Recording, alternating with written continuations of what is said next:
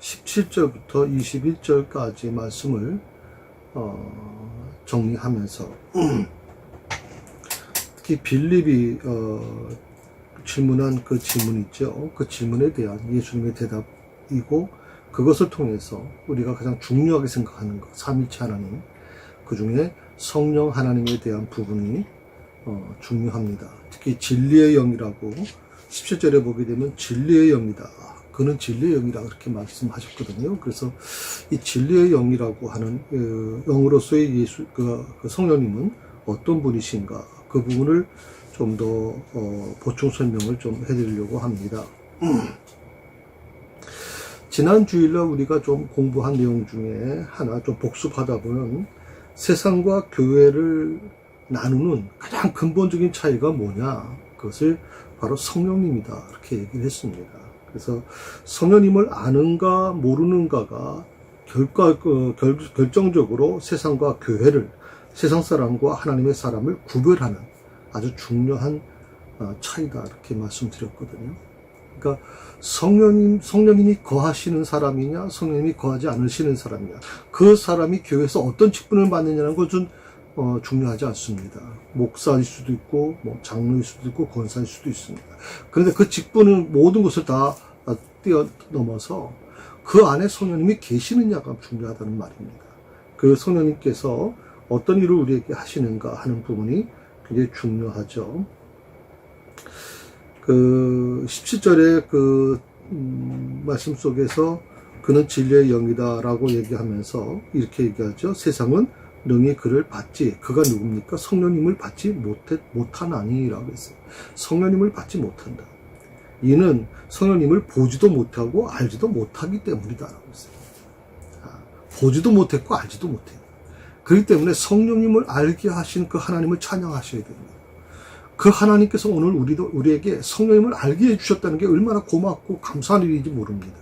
내가 알고 싶다고 해서 알게 되는 게 아닙니다. 왜냐하면 이것은 영적인 문제이기 때문에, 육적인 문제라면 지식을 열심히 공부하고 책을 열심히 읽으면 되잖아요. 그렇게 해서 박사학위도 받을 수 있고, 좋은 대학도 갈 수 있고, 열심히 해서 그 분야의 최고가 될 수 있잖아요. 그러나 성령님에 대한 부분은, 특별히 이 영적인 분야는 노력한다고 되는 게 아니란 말이죠. 그래서 그것을 알게 하신 분, 알려주신 분, 나로 하여금 알게 해주신 그 하나님께 우리가 감사한 마음을 가지셔야 돼요. 자,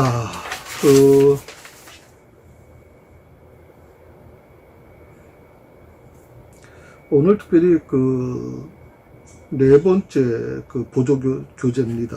보조교재 네 번째 질문을 지금까지 제가 말씀을 드리는 거는 6번까지 지금 좀 정리가 된 상태거든요. 그래서 오늘 보조교재 4번에 보게 되면 성부와 성자께서 성령 안에서 신자 안에 오셔서 거하신다. 가로 23절이라고 이렇게 얘기를 했어요.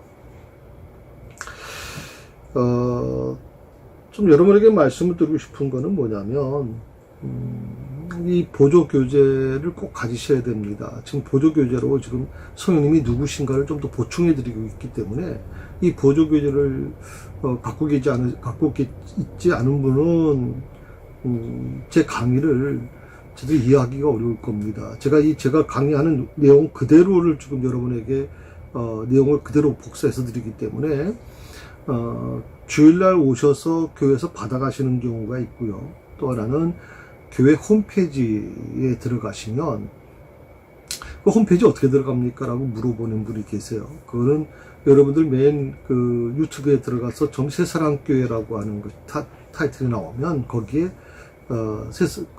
새사랑교회 홈페이지에 들어가는 코드가 있습니다. 그거 누르시면 됩니다. 그래서 거기 들어가시면 마지막 끝부분에 두 번째 수요 교재, 수요 공부 교재란 그 부분이 있습니다. 그것에 들어가셔서 여기 보조 교재를 다운받으시거나 그걸 가지고 공부하시면 됩니다. 자, 성부와 성자께서 성령 안에서 신자 안에 오셔서 거하신다. 우리 지난주에 조금 뭐라고 말씀을 드렸냐면, 비기독교인과 거듭난 기독교인의 차이는 뭐냐? 세상과 교회의 차이가 뭐냐? 성경을 많이 아는 것이냐? 그렇지 않다는 거죠. 성경을 많이 아는 것은 바리새인들이나 서기관들이 더 잘 알았잖아요. 그러나 예수님은 그들을 향해서 굉장히 질책하지 않으셨습니까? 뭐 교회를 봉사를 많이 하는가? 물론 뭐 좋은 부분이 있겠죠. 그런데 그것도 아닙니다. 결정적인 차이는 성령님을 아는가, 그 안에 성령님이 계시는가 하는 겁니다. 그게 중요한 겁니다. 여러분 이것을 잊지 마시면 좋겠고요. 그렇다면 성령님이 내 안에 계시느냐 하는 이 부분을 우리가 어떻게 할 수 있느냐 하는 부분을 오늘 좀 공부를 해 보도록 그렇게 하겠습니다. 자, 우리가 굉장히 이 타이틀이 좀 특이하죠. 성부와 성자께서 성령 안에서 신자 안에 오셔서 거하신다. 이게 무슨 말인가? 성령님이 내 안에 거하신다는 것은 우리가 지금까지 많이 신앙생활을 하면서 또 설교를 통해서 듣기도 했고 또 뭐 금요 기도회를 통해서 기도하다가 또 응답을 받기도 했고 그래서 성령님이 내 안에 거하신다는 것은 알고 있단 말이죠. 그런데 성령님이 내 안에 거하시는데 거기에 성부 하나님과 성자 하나님이 같이 성령 하나님 안에서 내 안에 거하신다. 이건 또 어떻게 이해되는 것인가 하는 부분을 같이 좀 공부해 보려고 합니다. 16절, 17절에 있는 내용이 바로 이제 가장 중요한 부분이죠. 그 보면 이런 부분이 나옵니다. 영원토록 16절 마지막에 보면 다른 보혜사를 너에게 주사 영원토록 너희와 함께 있게 하리니 영원토록 너희와 함께 있게 하리니. 그리고 17절에 밑에 보게 되면 그렇게 나오죠. 그는 너희와 함께 거하시며 또 너희 속에 어떤 데서 계시겠습니다. 요 세 가지가 중요합니다. 16절 마지막 부분에 영원토록 너희와 함께 있게 한다 하는 것이고 그 다음에 17절 마지막 그 단락에 보면 너희는 그를 아나니 그는 너희와 함께 거하시며 두 번째죠. 그 다음에 너희 속에 계시겠습니다. 이 세 가지가 성령님에 대한 부분, 성령님이 내 안에 거하시는 그 부분에 대해서 아주 중요한 정보를 우리에게 알려주고 있단 말이죠. 이것을 보통 우리가 뭐라고 부르냐면 성령님의 내주하심이다. 이렇게 내주하심. 성령님의 내주하심.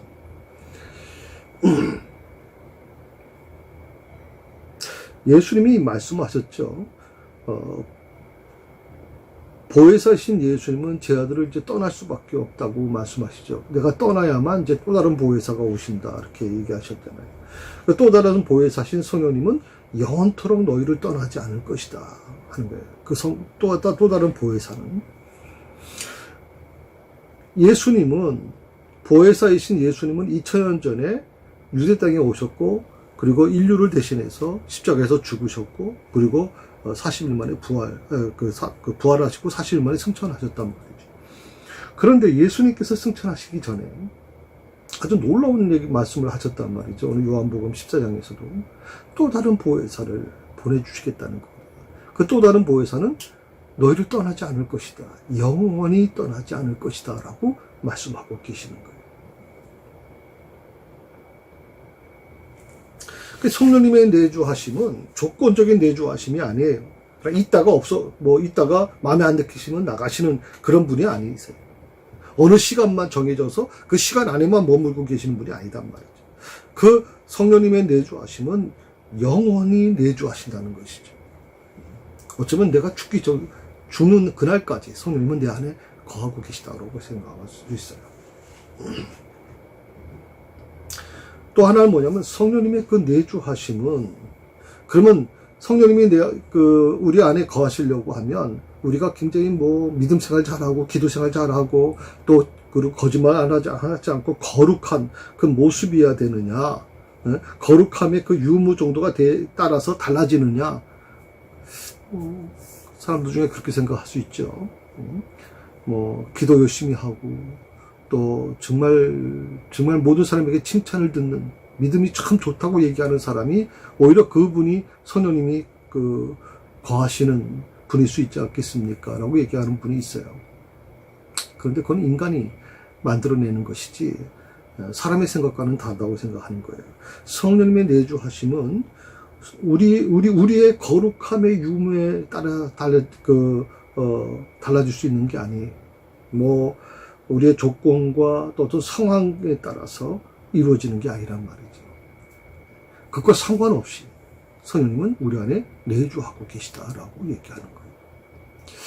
그러니까 어떻게 보면 사람을 죽인 살인자도 성령님이 그 안에 내주하시면 그거 어떻게 내주할 수 있습니까? 그거 불가능하잖아요. 사람을 죽인 사람이 있잖아요.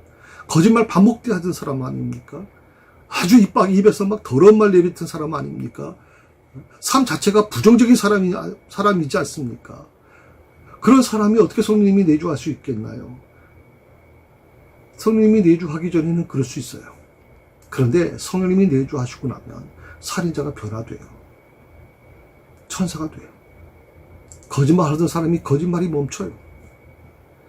다른 사람을 아프게 했던 사람들, 입에서 막 거친 말을 해서 했던 사람들이 부드러워져요. 그게 바로 성령님의 내주하심이에요.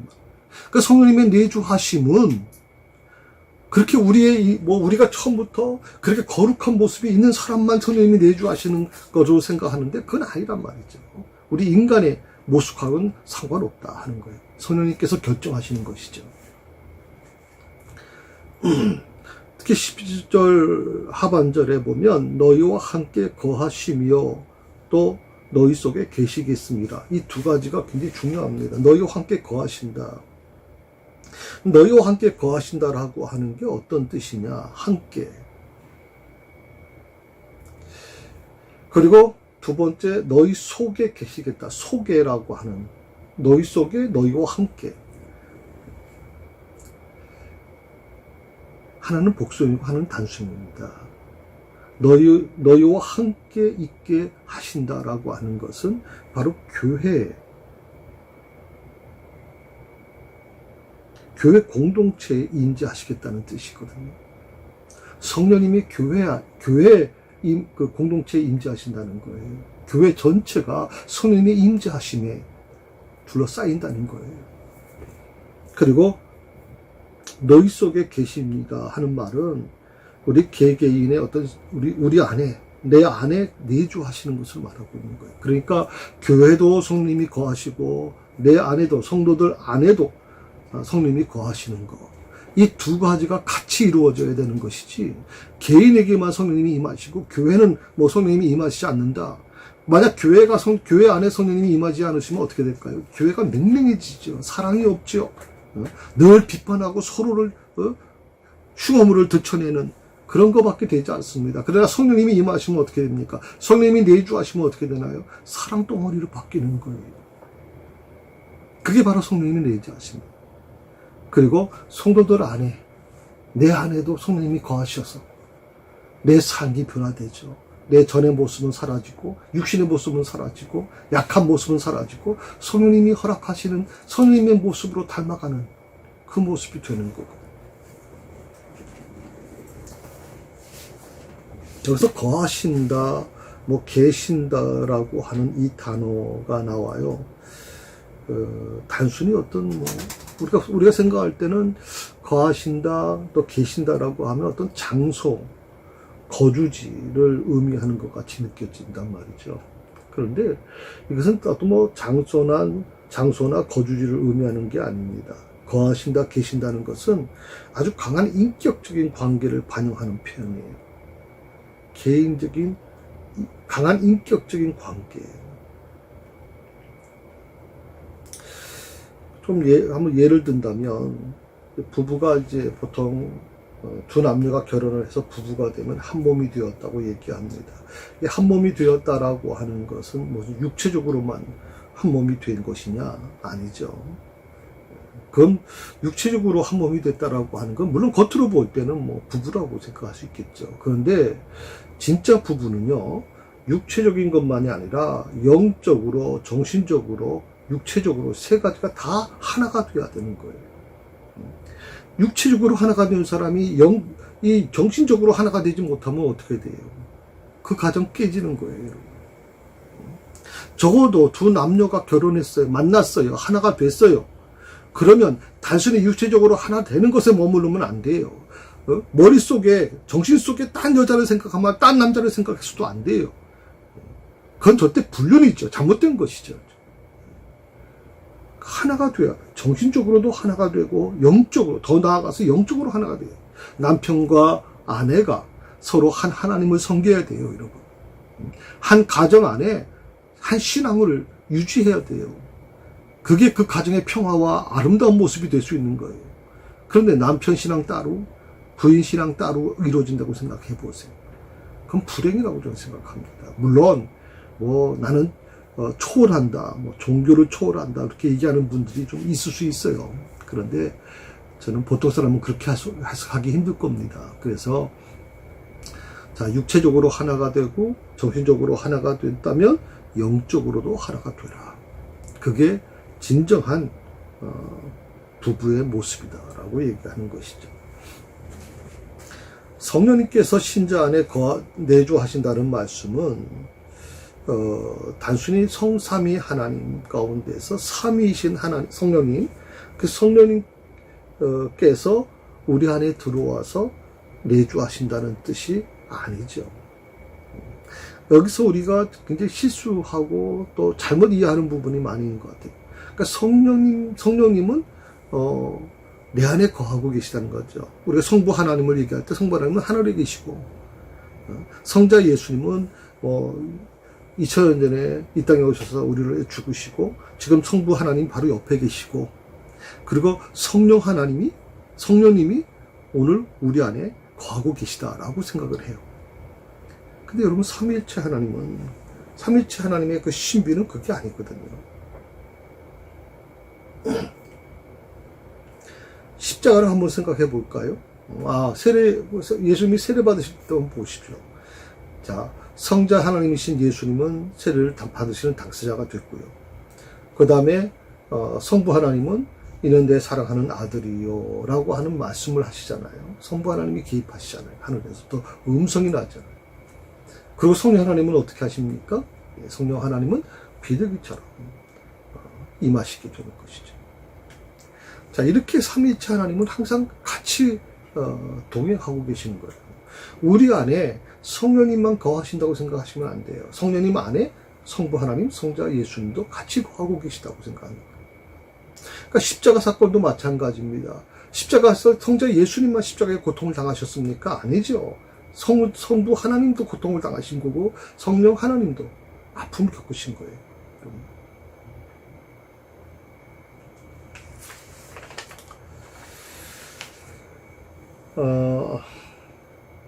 그런데 만약 성령님이 내 안에 내주하시면 어떤 결과가 일어날까요?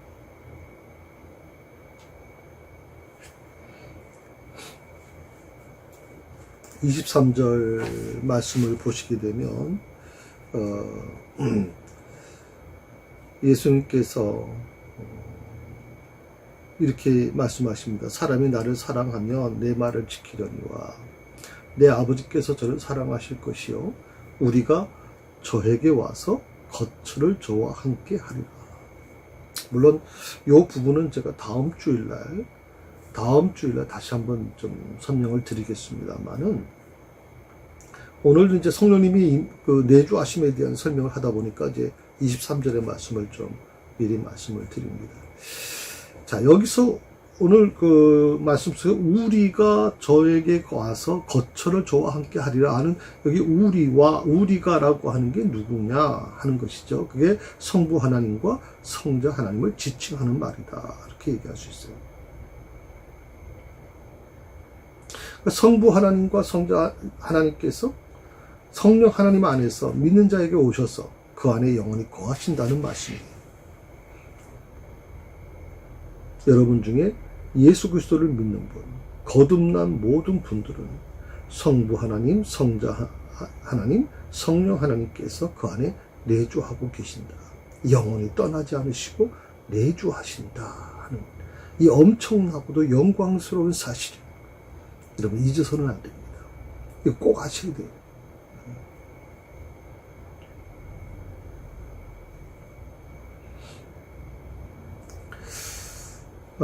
다섯 번째 단락에 보게 되면 능력인가 인격인가 하는 주제가 있어요. 능력인가. 그러니까 이것은 어떻게 보면 우리 한국교회의 가장 중요한 질문이지 않겠나 생각을 하거든요. 왜냐하면 우리가 성령님을 어떻게 바라보느냐, 어떻게 생각하고 있느냐라고 하는 것이기 때문에 굉장히 중요합니다. 즉, 이제 한국교회가 성령님을 어떻게 이해하고 있었습니까? 자, 이 공부를 여러분, 영상으로 듣고 계시는 여러분들 속으로 한번 대답해 보시죠. 성령님을 여러분 어떻게 이해하고 계셨습니까? 능력이십니까? 인격이십니까?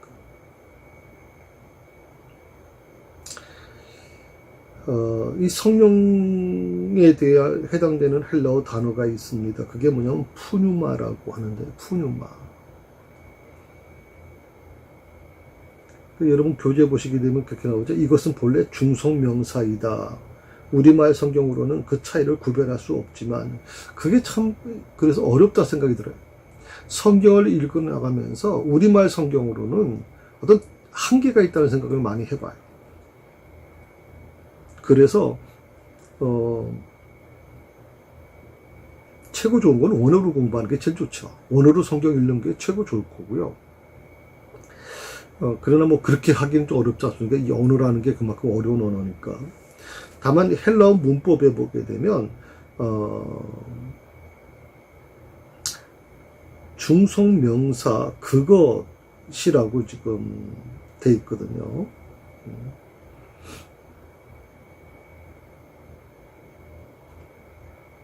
아까 좀 분명히 푸뉴마라고 하는 것은 중성명사라고 말씀드렸잖아요.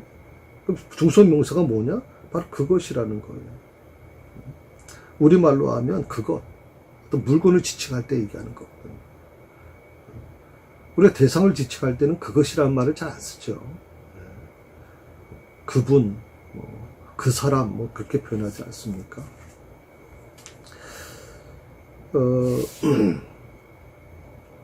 그런데 헬러 문법에는 중성명사, 이 푸뉴마라고 하는 게 중성명사인데 의도적으로 남성 대명사인 그분 또는 그라고 말씀하고 계시다는 거거든요.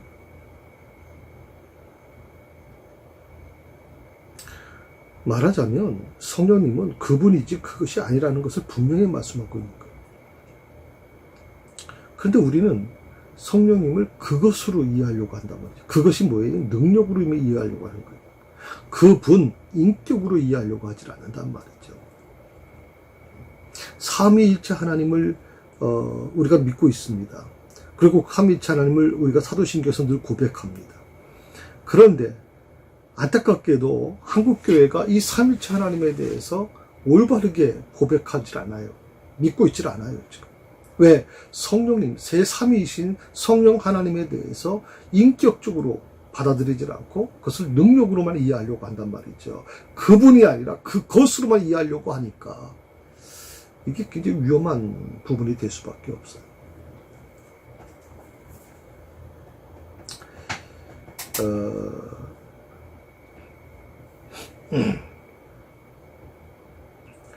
성령님을, 다른 보혜사신 성령님을 인격이 아니라 하나의 신적 능력으로 정도로 이해하려고 하는 이 경향이 우리 한국교회를 굉장히 좀 어렵게 만들었는데, 그 대표적인 교단이 있죠. 제가 영상으로 말씀드릴 수는 없지만 은사 중심의 교단이 있습니다. 그런데 물론 이 영적인 분야가 어떤 특정한 것을 얘기하기는 굉장히 어려울 겁니다. 그러나 솔직히 말씀드려서 성령님의 이 역사하심에 대해서 우리가 성부 하나님과 성자 하나님의 그 인격적인 부분, 그리고 그 절대적인 신뢰를 우리가 성령 하나님에게도 올려드리고 있느냐, 그렇게 우리가 받아들이고 있고 고백하고 있느냐라고 하는 물음을 던질 때 우리는 솔직히 말해서 부끄럽다 생각을 해볼 수밖에 없어요. 분명히 말씀드립니다. 성령님은 그분이지 그것이 아니다 하는 것입니다. 그러니까 성령님을 그분이 아니라 그것으로만 이해하려고, 능력으로만 이해하려고 하니까 어떤 결과가 나타납니까? 방언을 말해야 되는 거예요. 방언 말하지 않으면 성령 받지 않은 거예요. 성경 어디에 방언받았다고 성령 받았다고 얘기를 해요, 여러분. 또 기도를 능력 있게 하는 것이 바로 성령을 받은 증거래요. 이런 모습도 굉장히 좀 제가 보기엔 주관적인 것이죠. 또 병을 고치거나 가시적인 어떤 현상이 나타날 때 그것을 성령의 역사, 성령님의 역사라고 이해하고 있단 말이죠. 그 병이 낫지 않으면 성령님의 역사가 아닌가요?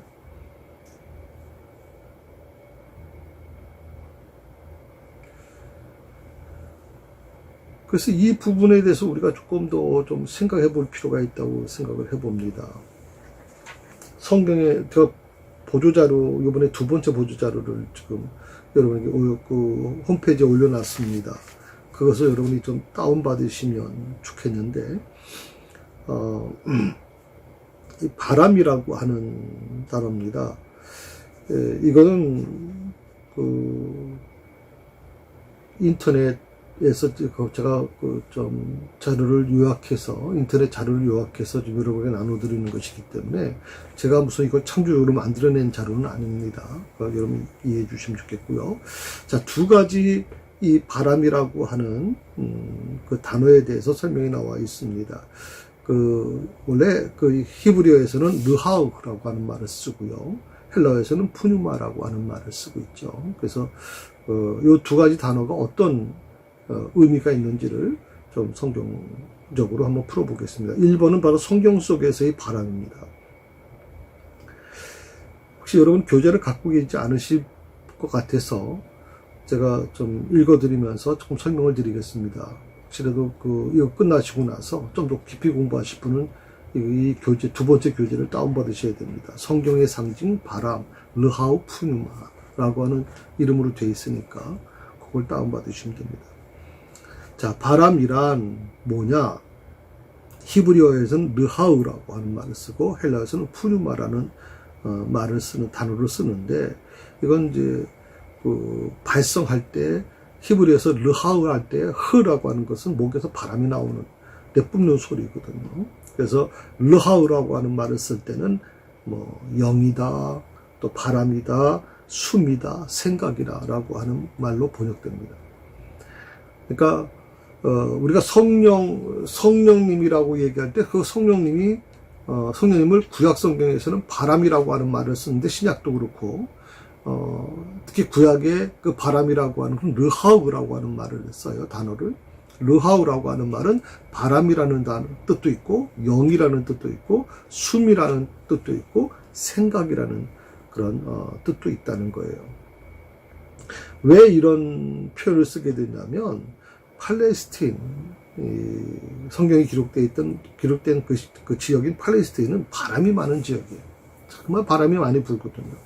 근데 이 바람이 동쪽 바람이 있고 서쪽 바람이 있어요. 동쪽으로는 사막지대고 서쪽으로는 지중해가 자리 잡고 있어요. 그러니까 사막에서 불어오는 바람은 굉장히 건조하고 마른 바람이 들어오겠죠. 이게 더울 수밖에 없겠죠. 대신 서쪽에서 불어오는 서풍은 굉장히 지중해에 통해서 오는 바람이니까 얼마나 습기도 많고 비를 몰고 오는 바람이란 말이죠.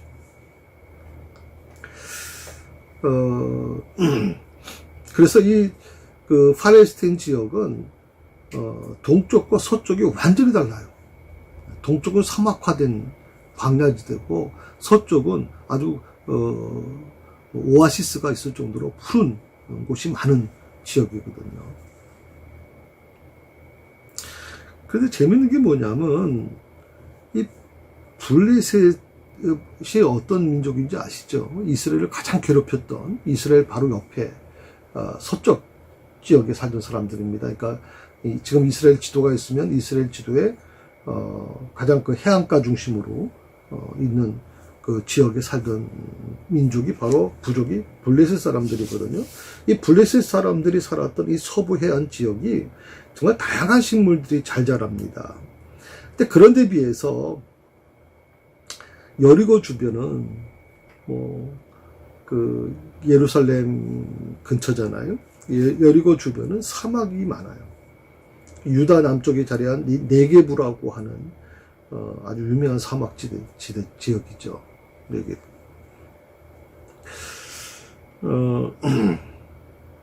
혼자 저는 이거 준비하면서 이런 생각을 해봤어요.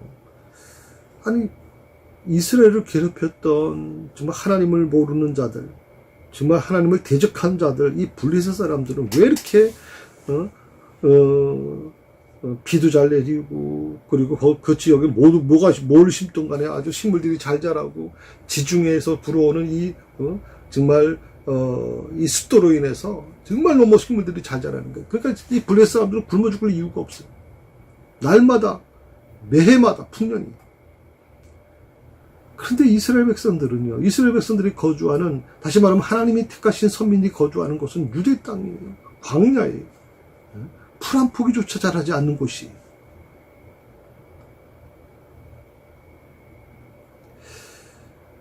혹시 여러분들은 이 사실을 들으시면서 무슨 생각을 좀 하십니까?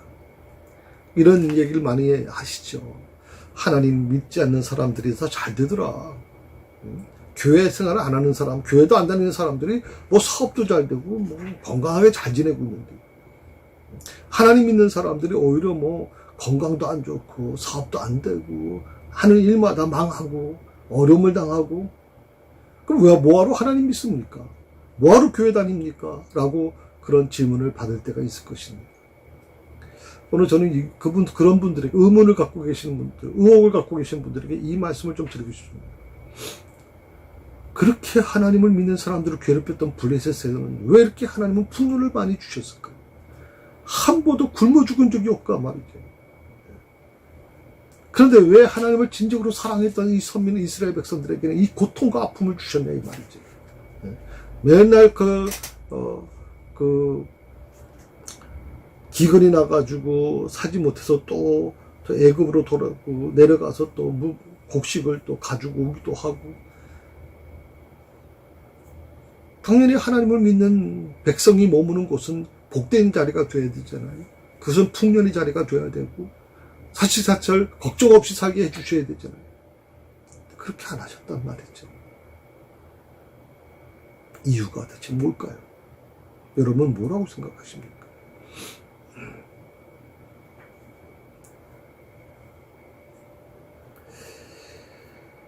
또 하나 재밌는 것이 있어요. 여름과 겨울에 이제 바다에서 바람이 불어오는데 그 바람은 생명의 바람이라 그래요. 하지만 가을과 봄에 불어오는 바람은 동쪽에서 불어오는 바람이기 때문에 죽음과 저주의 바람이다. 뭐 아까 좀 말씀드렸지만 지중해에서 불어오는 바람은 생명의 바람이 될 것이고 아까 말씀드렸던 서쪽 분야에서 동쪽에서 불어오는 바람은 그 사막이라 그랬잖아요. 네게부도 있고 그래서 사막이잖아요. 거기서 불어오는 바람은 죽음과 저주의 바람일 수밖에 없죠. 특히 동쪽과 남쪽의 바람은 먼지가 많고 건조하고 뜨거워 사람이 살기가 쉽지 않단 말이죠. 그래서 성경에서 보게 되면 동풍은 하나님께서 심판하기 위해 바람으로 하나님께서 심판하기 위한 바람, 그 바람으로 이해할 때가 좀 많아요. 동풍은 하나님의 심판으로 이해하는 경우가 많았단 말이죠.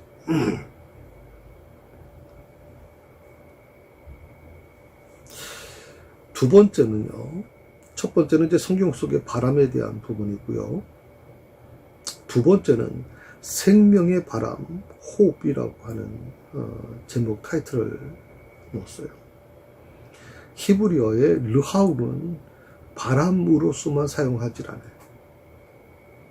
아까 좀 말씀드렸지만 이제 영과 또 호흡할 때 숨이라고 표현했잖아요. 르하울이라고 하는 게 숨. 그러니까 영과 호흡으로 종종 사용되기도 하거든요. 그래서 하나님께서 에스겔에게 생기에게 예언하라 이렇게 명령하시죠. 그 생기가 뭐냐? 그게 르하우라고 하는 거예요. 르하우에게 예언하라고 명령하시는 거예요.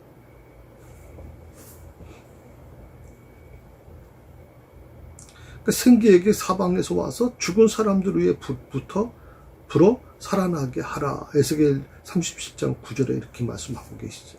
그러자 어떻게 됩니까? 생기가, 르하우가 그들에게 들어가 하나님의 군대가 되더라. 이곳에서 독특한 점은 사람에게 명령하듯 생기에게 명령한다는 거예요. 다른 곳에서는 하나님의 생기를 르하우죠. 르하우를 보내 창조하신다라고 하는 표현도 나와 있어요. 그런데 우리 성경 개역개정판은 생기를 영으로 이제 번역을 했죠. 그래서 우리 이제 에스겔에게 영에게 예언하라 이렇게 표현을 했지만 그래서 시편 104편 30절에도 그렇게 나와 있어요. 주의 영을 보내어 그들을 창조하사 지면을 새롭게 하시나이다. 그 영이라고 하는 표현을 쓰다 보니까 우리 생기라고 하는 이 표현이 더 좀 실감이 느껴지지 않을까 하는 생각도 해봅니다. 니고데모가 이제 밤에 예수님을 찾아왔습니다. 예수님은 니고데모에게 뭐라고 말씀하시냐면 물과 영으로 거듭나야 한다고 말씀하십니다. 물과 영으로. 니고데모는 깨닫지 못하죠. 그러니까 예수님이 니고데모에게 다시 이렇게 설명해 줍니다. 바람이 임의로 부는 것처럼 영으로 난 사람 또한 그와 같다 말씀하십니다. 이곳에서 바람과 성령으로 번역된 두 단어가 동일한 푸뉴마라고 하는, 우리가 성령님이다라고 표현할 때 쓰는 단어입니다. 바람 또 성령 같은 의미로 쓴단 말이죠.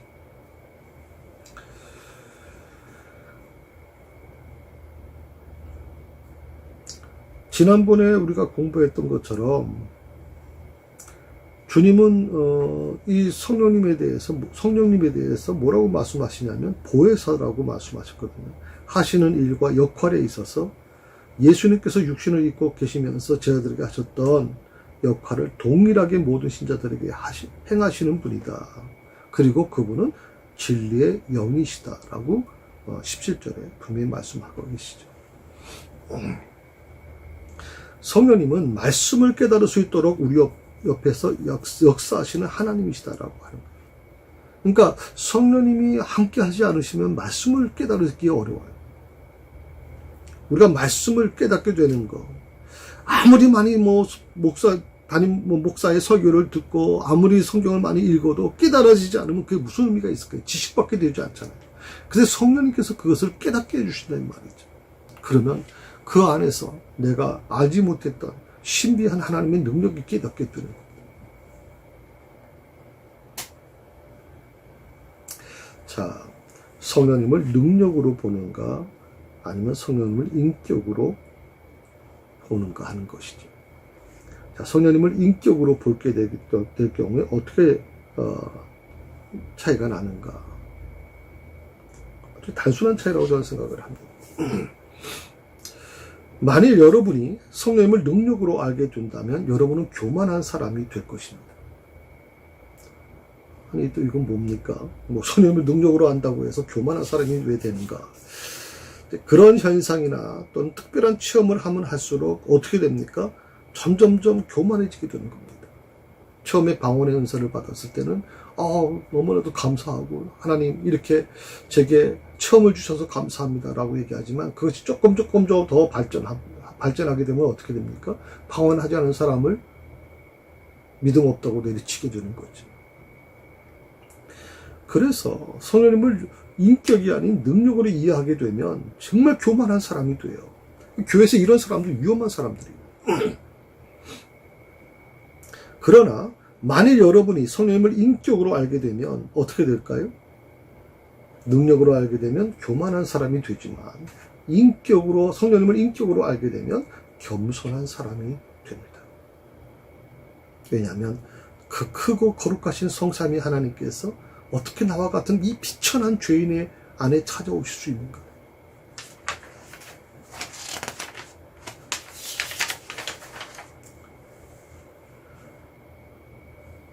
그 은혜를 어떻게 감당할 수가 없는 거예요. 그래서 겸손해지는 것이고 정말 울어도 그 감사를 주님이 내게 주신 이 은혜를 감당할 수가 없다고 생각하는 거죠. 진짜 하나님을 만난 사람, 진짜 하나님을 믿는 사람의 특징이 뭐냐? 겸손해지는 거예요. 그런데 가짜로 하나님 만난 사람들의 공통점이 뭐예요? 교만해집니다. 진짜와 가짜를 구별하는 가장 중심이 뭐냐면 겸손한가 교만한가의 차이입니다. 만약 여러분의 신앙이 자신에게 한번 물어보세요.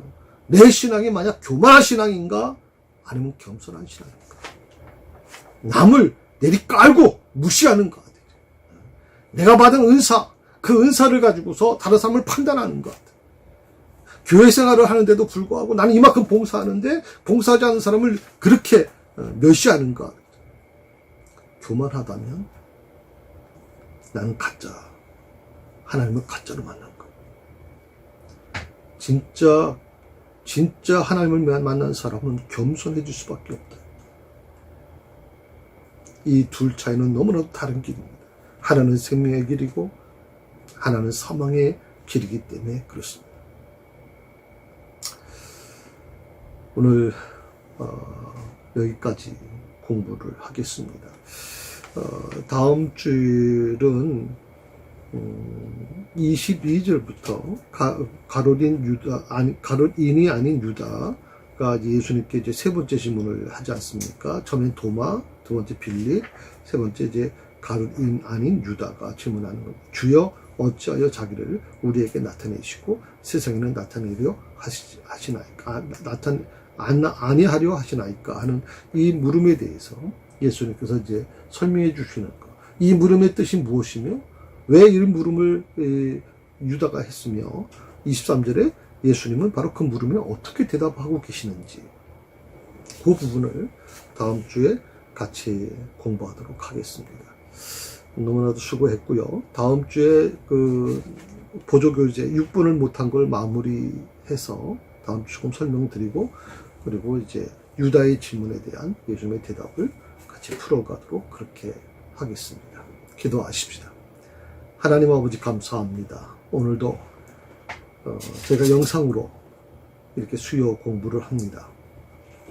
그러나 비록 영상으로 대면하지 못하고 비대면으로 같이 공부를 하지만 하나님 이 시간만큼은 우리 마음이 열리고 우리 생각이 열리고 정말 성령님이 함께 하시는 그 은혜의 시간이 되기를 원하고 하나님이 친히 역사하심으로 인해서 이 시간에 깨달아지는 역사가 일어나는 시간 되게 하여 주시옵소서.